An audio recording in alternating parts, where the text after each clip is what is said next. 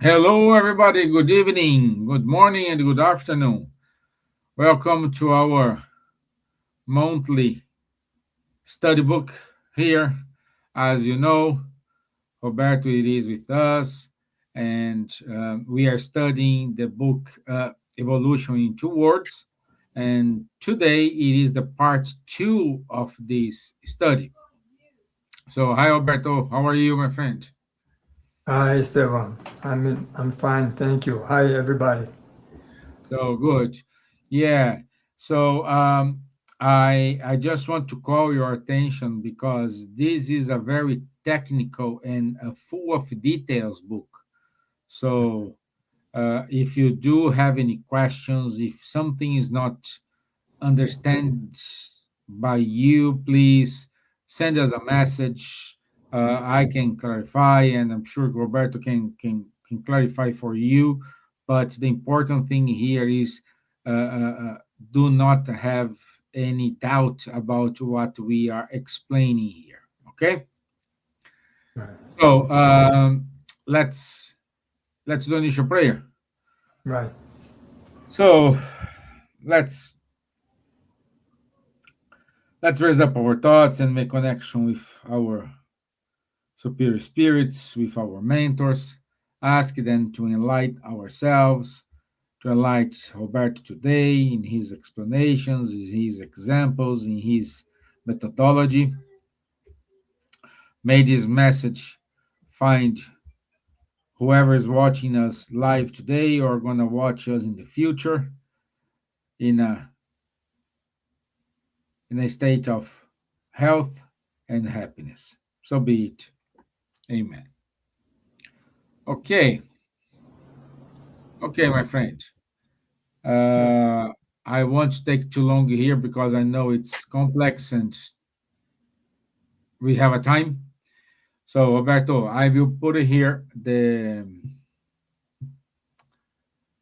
deck. Okay, Yeah, it's here. Great. okay, Okay. So, okay, my friend. So I'm here in the background. okay. Thank you, Esteban. So, hello, everybody, again. Glad to be here. And today we are going to continue with the study of this book, Evolution in Two Worlds, which was dictated by a spirit called André Luiz. He is a spirit, right? His previous incarnation, he was a physician, a doctor on Earth here in Brazil. And as a spirit, he dictated this book through the mediumship of Chico Xavier, the most famous medium here in Brazil, whose picture is here on the cover of the book. And so, as he was a physician, he knows a lots about biology. And in this book, he is explaining us the evolution through time since the beginning of life on Earth, uh, when we have the start with the existence of unicellular beings, cellular beings, until now, where we have the most complex being, which are ourselves, right? And so, as we know, we are a spirit, and we have when we are incarnate, we have our physical body, and we have the a perispirit, which is the connection between we as a spirit and our physical body. So that's why Allan Kardec says that man is composed of three parts, right? So, and this is we today, but when the life started on Earth 1.5 billions of years ago, We don't have it that time in the animal kingdom. We don't have the plant kingdom. We just have the mineral kingdom, right? So, and at that time, life is begun on Earth. We saw that. I'm just reminded here the last presentation, right? The last month. And then we have the first unicellular beings, right? For example, a bacteria, which exists until today, is a unicellular being, meaning that it is a being composed of just one cell, but a bacteria already have a physical body, of course, because it's a bacteria, right? And in the bacteria, there is already what we call intelligent principle, right? And also in bacteria, there is a spiritual body. So when I say that we are spirit, this is a specific term for us as humans, but a spirit is an intelligent principle. So intelligent principle is the general name, right, for uh, the what we call spirit. And the perispirit that we say that we have, perispirit is the same as a spiritual body. So when we refer to a animal, for example, or to a bacteria, we say we don't say perispirit, right? This name just apply to human. We say spiritual body, as well as we don't say a bacteria has a spirit. Bacteria has an intelligent principle, and it has also a physical body like ourselves, right? The difference that bacteria is just one cell, and we in our physical body we have trillions of cells, right? So that's what we know through science. So in this book, André Luiz, the spirit of André Luiz, is is telling us about the evolution of life on Earth since 1.5 billion ago, when we have the unicellular beings like the bacteria, until now, where we have this complex being, which are ourselves, right? A being composed of whose physical body and spiritual body also is composed of trillions of cells. And each cell in our body is also an unicellular being. So that's what we are going to see today. And this chapter we are going to study today talks about automatism, right? Automatism and the spiritual body. So what is automatism? Automatism refers to the many activities that happens in our body, we are not conscious of that, right? For example, if I have a lunch, for example, after finishing lunch, I don't think, well, now I have to extract the nutrients of this food that I just ate. Then I just send this nutrient to all the cells of my body. So that happens automatically, right? So, and the same in breathing, for example, right? We breathe the air, and we don't say, well, now this air, I'm taking the oxygen, I will expel the carbonic acid, then I will take the oxygen and put it into the blood and send it to all the areas of my body. We don't think about that. That happens automatically. So that is the meaning of automatism, right? So that's what we are studying here. And so these activities that happen with us today automatically took millions of years, right, to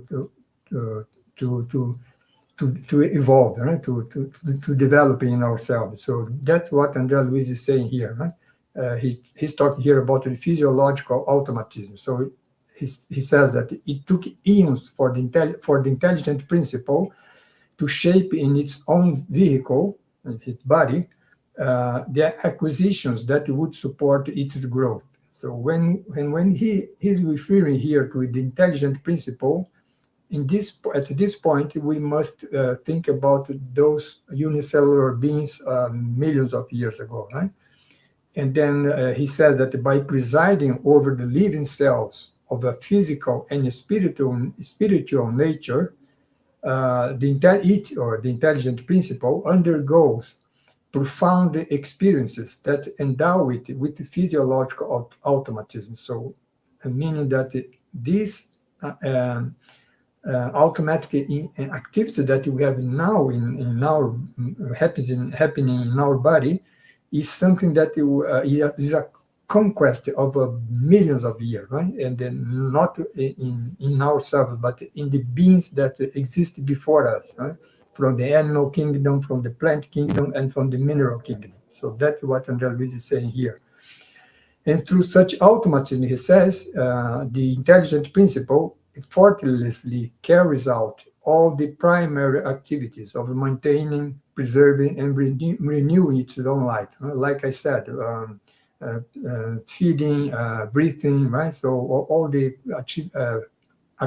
activity that we have in our body, those beings in the past developed such activity, right? That's what he's saying here. Then that such activity that we do without thinking about is we do it through the reflex activity we said, right, of the unconscious, because we don't think about that, right? And this is based on the ceaseless repetition that we says of the actions indispensable to its own development. It is referred to the intelligent principle, right? There on the beginning of life on Earth. And then by having this experience that we as humans have today of when we are born, we clothe ourselves with dense matter, which is our physical body, right, on the physical plane, and we read ourselves of such a physical body in the phenomenon of death, right, when we discarnate. But then we take some time on the spiritual plane, and then we come back through reincarnation to the physical plane. Then that's when Luis said that. Then we clothe ourselves with the subtle matter on the. No, when we die, we go to the spiritual world with. That we said we clothe ourselves with subtle matter on the extra physical plane. And then what does it mean here is that when we die, we leave our physical body here and we go to the spiritual realm just with we as a spirit, just with our perispirit or spiritual body, which André Luiz call here subtle matter, right? Because the perispirit is composed of a subtle matter, a fluid, right? And then we go to extra physical or spiritual realm, and then after that we reincarnate, right? Reborn again on Earth. So in all this process that happened with us, happened with all the living beings, right? It happened with the animals, plants, and some beings on the mineral kingdom. And so that the spiritual principle, which it's another name for the intelligent principle, is the same, incorporated all the resources that comprise the so-called reflex activities of the unconscious, right? So this is that is showing us here that these reflex activities are a conquest, like I said, of millions of years through millions of beings, right, that existed before us. So that's why we can do it unconsciously today. Imagine if at any time we should think about all the activities that happen on our body, right? We couldn't do anything else if we had to do that, right? So that's why I call it a conquest, right, of the being, the living being. So just to give you here an example, I'm showing here our mind structure, right, or we as humans, right? And then we know through psychology today that the psyche, our psyche, is composed of the conscious mind which is conscious mind is when we are awake, right? So thinking, feeling, right? So imagining. So this part of our psyche is just 5%, the conscious mind. So that 95% of our psyche remains on unconscious, right, or subconscious, as it's showing here. So it's like an iceberg, right? The part of the iceberg that is above the ocean water is just a tiny part compared to the huge part which is below the water, right? So the same is with our psyche. So in our unconscious, which is this large part, uh, is where we controls or our this automatism that we said happens there. So you can see here on the left side the above the last line you see programming, and then above it you see controls. The subconscious or unconscious mind controls all systems in the body. So that's what it means here, right? That the, like I said, the digestion, breathing, everything happens in our body, and they are coordinated unconsciously, are done unconsciously, right? So that's what I want to show you here, right? So, and then here the next topic is automatism and inheritance, um, because everything started with such automatism, right? But then the living beings evolves through time, right? Through the millions of years. So that's why Andrea Luis that in the rear guard of a transformism, reflex, which is this automatism, precedes instinct. So the instinct that we see in the animal, for example, is something, let's say, a faculty superior comparing to reflex, right? And just as instinct precedes deliberate activity, which happens in we as human, right? So we have this faculty of free will, right? So deliberating what we want to do. So this is based on the instinct, right? So is this kind of evolution that Andrea Luis is telling us here about, right? So meaning that through the inheritance of such faculty, we evolve in our capacity, right? From reflex to instinct, then to deliberate activity.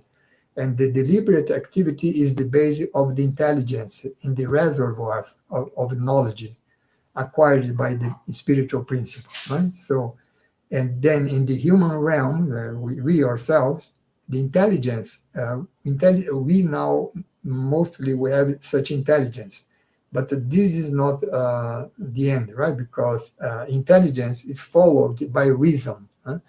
And reason by responsibility in the lines of civilization. So when we talks about, for example, intelligence is just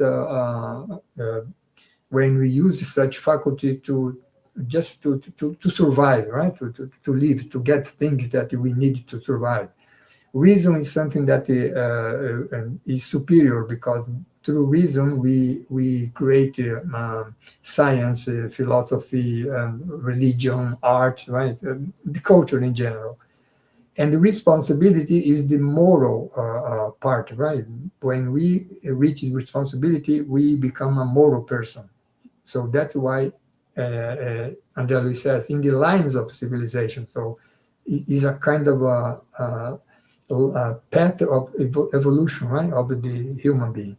And then, like a living vessel, the spirit proceeds from form to form towards the sublimate maturation in the angelic realm. You see here that we are now in the human realm, but this is not the end, right? So we will continue to evolve until we reach, as the Spirit book says, until we reach the condition of a pure spirit. So a pure spirit is like is the same as angel, right? Angel in the traditional religion. So that's why, and we says here, angelic realm. So when we there in the future we become pure spirits, then we will become the same like Jesus, right? Which is the only pure spirit that we know here on earth, right? So this all of this started with automatism there 1.5 billion ago. So that's what Andalus is saying, right? Inheritance. We inherit all this capacity, and we develop it, we evolve it, and then is a common thread, right, which connects it, we as human with the first unicellular beings that appeared there 1.5 billion ago on Earth, huh? When life began on Earth. And so that's why Andreas says that we see that it's not possible to separate physiology and psychology in any study regarding the spiritual body, because we cannot neglect, he says, the essential function of automatism and inheritance in the formation of a responsible individuality. We just saw it, right? Automatism, from automatism, we have instinct, then we have uh, intelligence, then we have reason, responsibility, and then there in the future, the angelic, we reach the angelic realm, right? So all this is connected, and automatism is pure physiology, right? But when we talk about intelligence, reason, responsibility, we are talking about psychology. So that's what he's saying here, right? So psychology, at the end of the day, is based fundamentally on physiology. Intelligence is based, reason is based on automatism, right? And then, so that what he said here, that by means of attraction in the mineral kingdom, sensation in the plant kingdom, and instinct in the animal kingdom, we can see the chrysalis of consciousness, which is the intelligent principle, right? Gradually transforming neural activity into psychical life. Because neural activity, you see, is physiology, right? But psychical life is already psychology. So that's what he explained here. And then what is important for us to know also is that not only the intelligent principle evolves through the millions of years on Earth, but as the intelligent principle evolves through the eons, he needs a physical body which is more complex, right? And then the physical body also needs to evolve.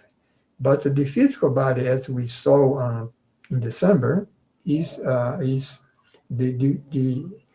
physical body is a representation of the spiritual body. So the spiritual body also must evolve. So the three of them evolve, right? The spiritual, the intelligent principle evolves, then the spiritual body also follows the evolution of the intelligent principle, and therefore the physical body also follows the evolution of the spiritual body. So they are all connected. That's what Andalus is saying here, right?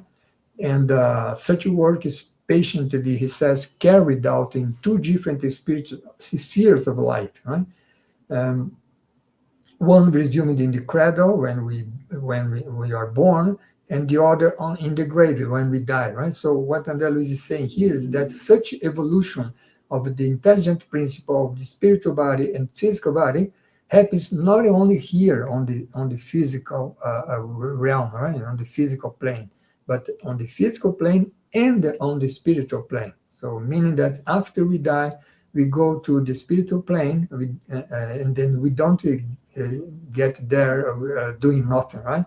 We depend on our interests. We work there, we study here, we have a relationship there, of course, in a different environment, but we continue to evolve. So that's what he's saying here, right? So we are always evolving, here on the physical plane or on the spiritual plane. So that's something very good to know, right? So, and the spiritual body, like I just said, right? The spiritual body molds the physical body, just as the physical body represents the spiritual body. So all of them evolves through time.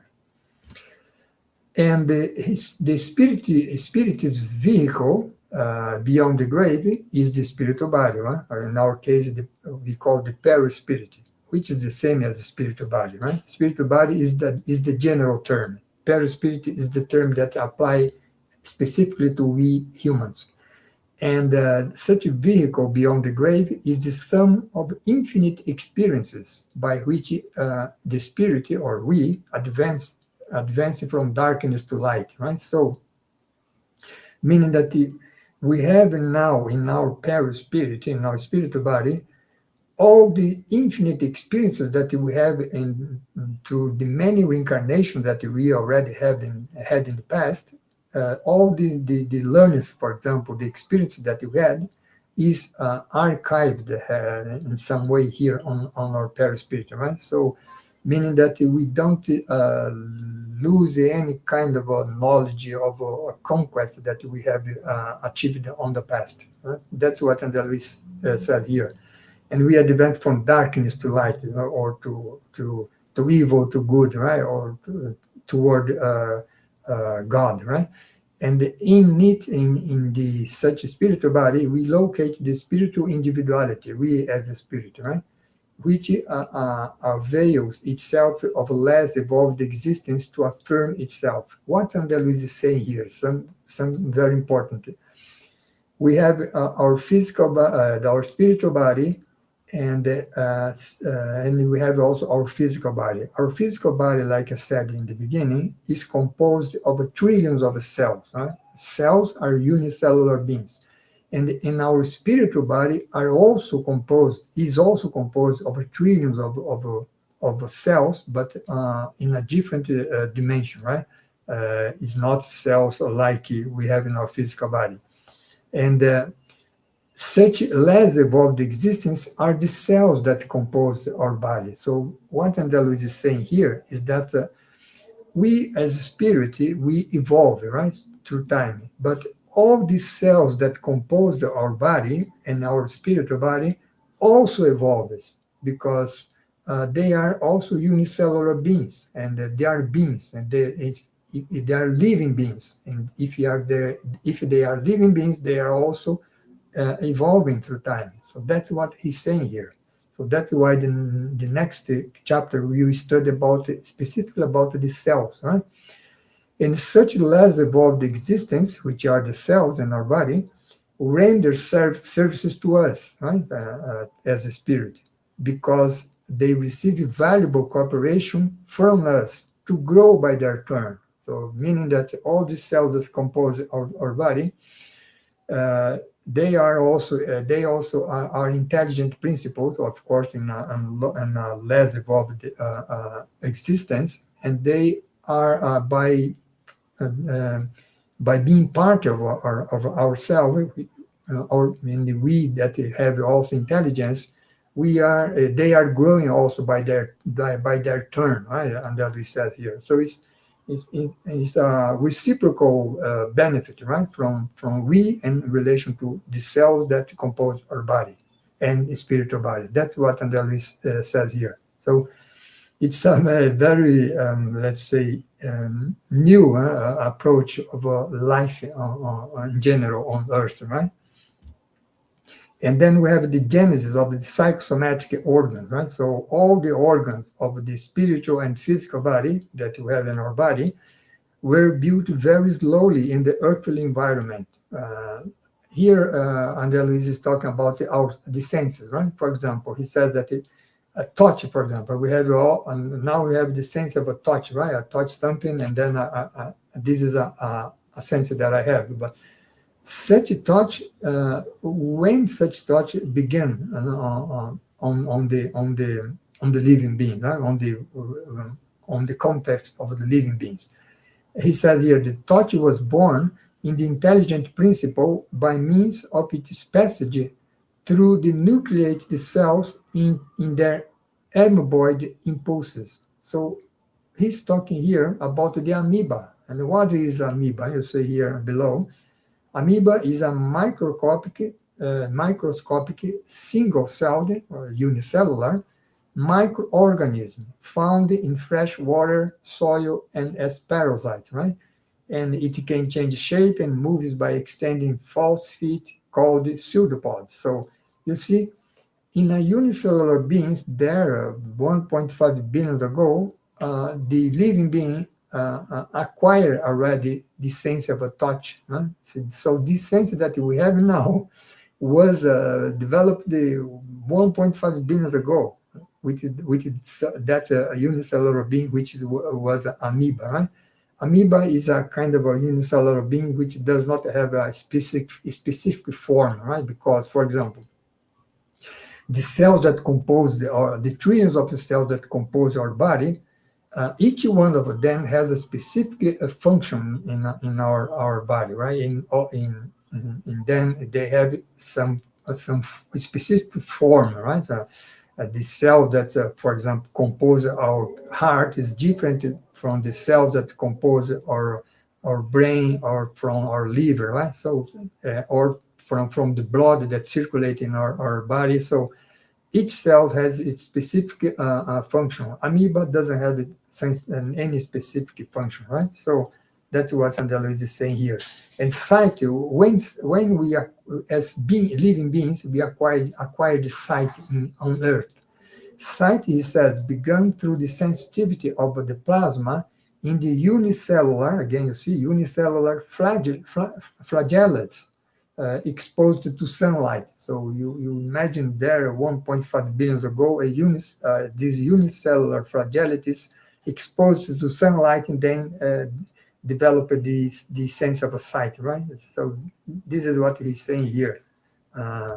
Just here is an example of an amoeba, right? So this unicellular being, and you see here on the right the pseudopod. Pseudopod is this extension, right? So you see that there is a upper pseudopod and here another pseudopod below, and such, the two pseudopods, they are involving the food, right? Which the amoeba will feed with this food. So the pseudopod involved and then put the food inside the body, its body, right? So that's what happened here.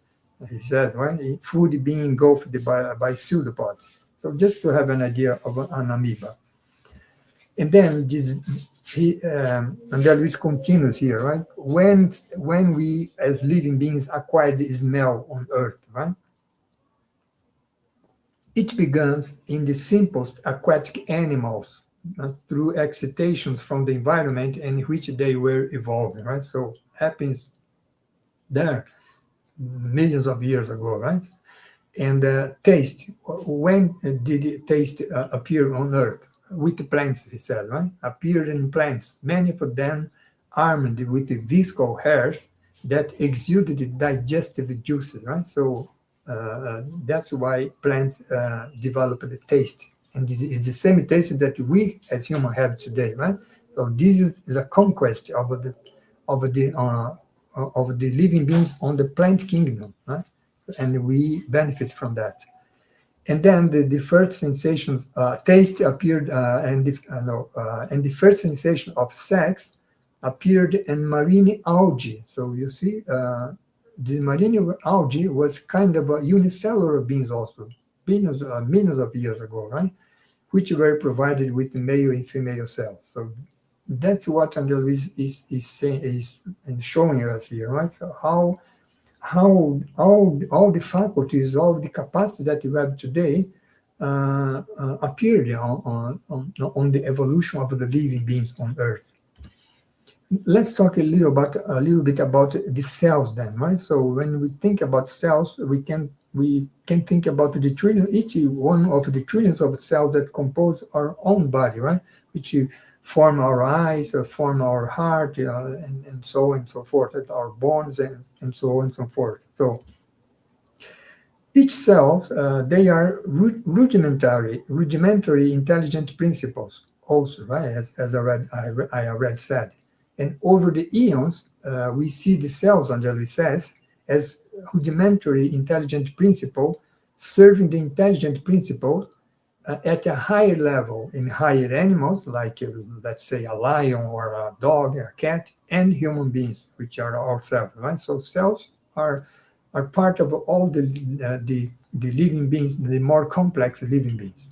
And the cells are renewed over and over again in the physical and the spiritual body. We know that by science, right?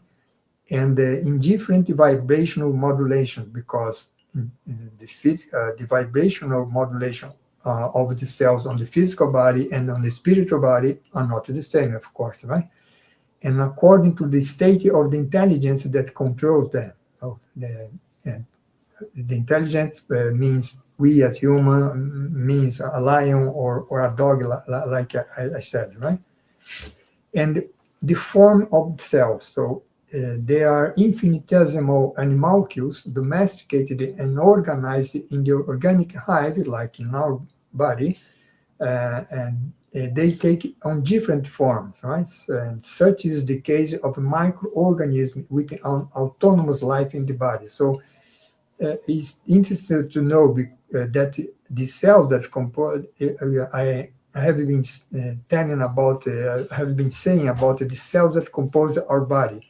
But we have inside our body microorganisms that are also unicellular beings that are independent of our body, right? So think about the microorganisms that are in our intestine, right? We call the intestinal flora, right?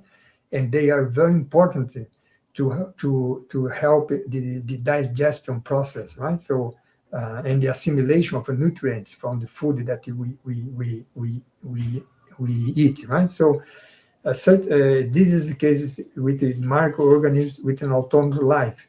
Then we have the cells that can diversify, constituting free elements like the globules of the bloodstream, right? So the blood that circulates in our body is not something that is part of any organ, right? Blood is a liquid that circulates in our body, composed of cells also. And then we have the cell masses, right? So here we have the cells that constitute, like said, our eye, our brain, our heart, and so on and so forth, right? So each cell has a function in any living being body, right? So physical body or spiritual body.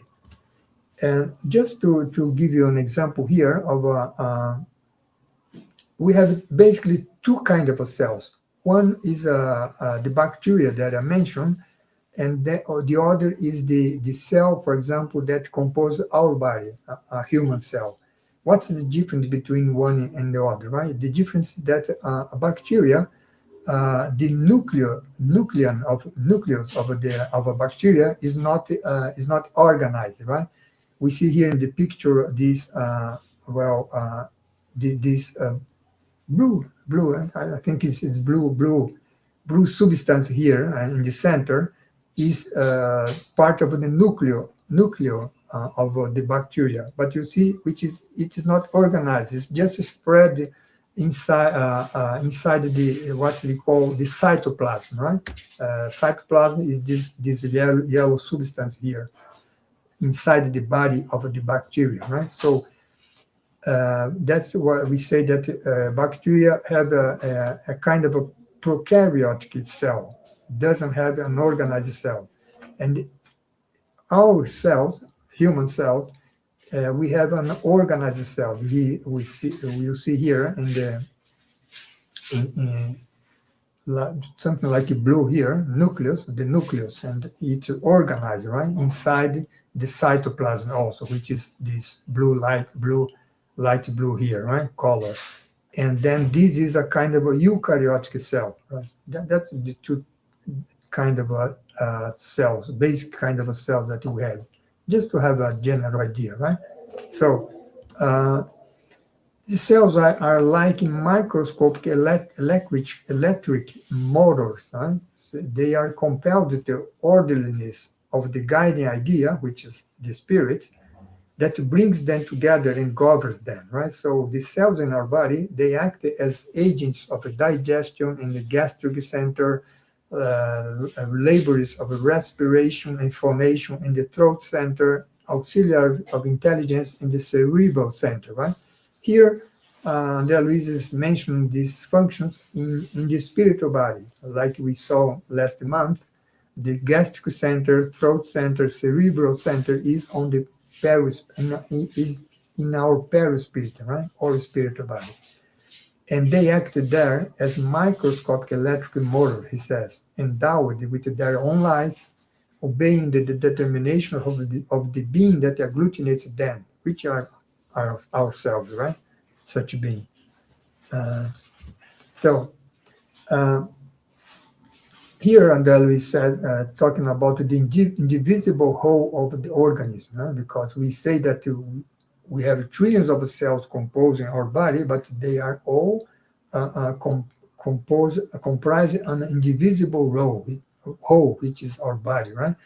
That's why he said that under the governance of the mind, of our mind, we have the joined together of cells forming tissues, then the grouping of tissues scoped organs, for example, our heart, right, or our brain. And those constituent parts of the organism start to function as an indivisible whole, right, because the brain is connected with the heart, with the lungs, and all working together as indivisible whole. And they are, let's say, managed, right, geared, it says here, by the nervous system, huh? And controlled by the hormones. Hormones, like we know, are chemical messenger, right, produced by the endocrine glands in our body, and that travel through bloodstream to regulate essential body functions like growth, metabolism, mood, and reproduction, right? So, such cells that compose our body also have a kind of automatism, right? So that's why Candelis talks here about cellular automatism. The cells take on different aspects according to the nature of the organization they serve, right? Uh, and how that happens, how we control the cell, the trillions of cells that we have in our body. Well, through such process here, the intelligence which are ourselves, and we do that unconsciously, right? We do not do consciously. This is a kind of a reflex activity, right? So the we influence the cytoplasm of our cells. The cytoplasm we saw is that substance inside each cell, right? And they influence the cytoplasm, the intelligence, or we ourselves, oblige the cells to do the work they need to express themselves. So, and all cells outside the structural assembly of the tissue tends towards the morphological form of the amoeba. So what Andrea Luiz is saying here is that, for example, if we extract some cell from our heart, for example, and there that cell has a specific function, which is being part of our heart, right? And then if we extract that cell from our body and cultivate that cell in a laboratory, that cells come back to a to a morpho, the loses its function, right? It's a hard function. It become with no form, right? So that's what Andalus is saying here. Huh? Such cells tend towards the morphological form of the amoeba. Right? The amoeba has no defined form, right? So that's what he's saying here. Then finally, we just to finish here, we must explain the phenomena of mediumistic materialization, and which also happens with the assistance of discarnate intelligence, the medium body releasing ectoplasm, and the cells which compose such ectoplasm, following the mode of the spirit, the discarnate spirit, taking new forms, right? And that's why how we have materialization, right? The phenomena of materialization. So that's finally, well, I took lots of time today to explain this, but that's is the phenomenon of materialization is explained, right? So this is the two chapters that we study today, and maybe next month I need to reduce the content of the presentation. Sorry, Esteban. I think I took much more time than I should. Hey, I'm back. Sorry. Sorry, I Yeah, didn't. yeah. My internet is going up and down. So here. Uh, oh, So sorry. thank you, my friend. We don't have any questions. But I like the example for the amoeba. Okay. Okay. Yeah, it's very good. It's very good. Oh, So thank. I feel we don't have any question. Then I didn't exceed the time. No, no, no. You're actually you're finishing 10 minutes earlier. Okay. Yeah, yeah. I No, was but worried. no, no, no, no. It's all good. It's all good. Okay. Okay. Fine. So thank you again. When is your available date for part three? March 17th. March 17th. Right. Okay. Okay, my friends. So please save the date. March 17th. We will have part number three of the Evolution in Two Words book. Okay. So, Roberto, once again, thank you so much for your time. Thank you so much for the explanations. And if you don't mind to close with a final prayer. Yeah, sure. Okay. Okay, so let's finish our presentation or virtual meeting today, online meeting, and thanking to the spiritual benefactors for all the support they gave us through this presentation, and also elevate our thoughts to Jesus. Thank him for this new opportunity to be reunited here in his name. And finally, thank God for the gift of life. So be it. So, thank you once again, my friends. Thank you, FASP, for the partnership. Thank you. And please go to FASP website, ISF website, if you have any questions about where you do have a closed spirit center near your home. And if you have any questions, again, as I said at the beginning, this is a complex and full of detail book. So if you do have questions, please do not hesitate to send us a message. We will try to answer. We will connect with Roberto. Roberto will reply. So somehow you're going to receive your answer and your clarification regarding to your doubt. Okay. Okay. So thank you so much, everybody. Thank you, Roberto. Thank you, everyone, Thank for you. your time. I'll see you next time. See you.